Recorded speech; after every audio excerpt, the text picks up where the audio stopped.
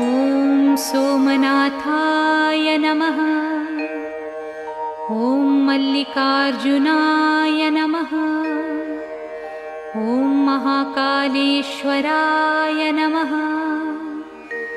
ॐ ओंकारेश्वराय नमः।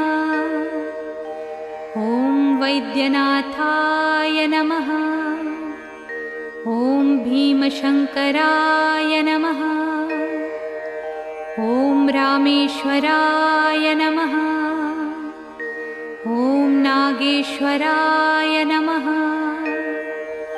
ॐ विश्वेश्वराय नमः। ॐ त्र्यंबकेश्वराय नमः।